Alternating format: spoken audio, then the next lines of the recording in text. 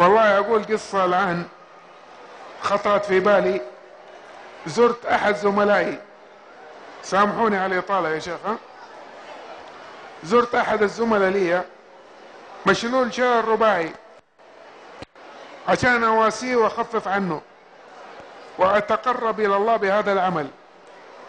فأول ما دخلت هو مشلول رباعي زيي، قال لي يا عبد الله قبل يومين شكرت الله علي وعليك على قصة أصعب مني ومنك. قلت له مين أصعب مني ومنك؟ أنا وجهي ما حك لي أيامها 17 سنة وانت لك 8 سنوات، مين أصعب مني ومنك؟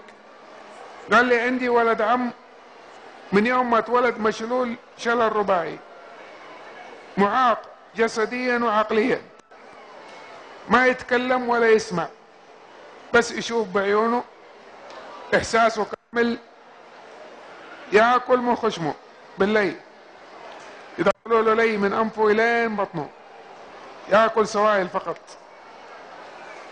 ولا يتكلم.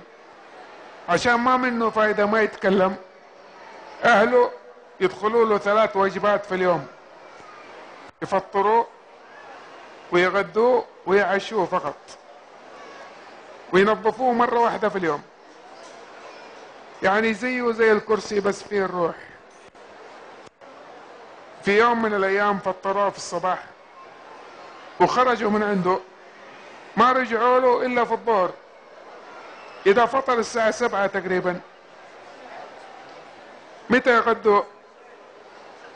2 الظهر، كم ساعة تقريبا؟ 5 6 ساعات. لما جاوا يغدوه يا اخواني اتفاجئوا انه الشرشف اللي عليه كله دم، كل الشرشف اللي فوقه دم. تتوقعوا من ايش هذا الدم؟ يا شيخ محمد مين يقول لي الدم هذا من ايش؟ بس اسألكم بالله، بعد ما اقول لكم هذه الكلمة نستحي على انفسنا من ربنا؟ نستحي شوية من ربنا ونشكر نعم الله علينا. حصلوا فار اكل 2 من اصابعه وهو يطل في البفار ويبكي، ما قدر ينادي الناس، ما قدر ينادي اهله، الفار ياكل اصابعه. وانا وانت ايش نسوي بالاصابع هذه؟ كم مسكنا الدخان بها، كم مسكنا الريموت وقلبناه، كم شغلنا الاغاني بالجوال، كم رسلنا مقطع خليع لغيرنا.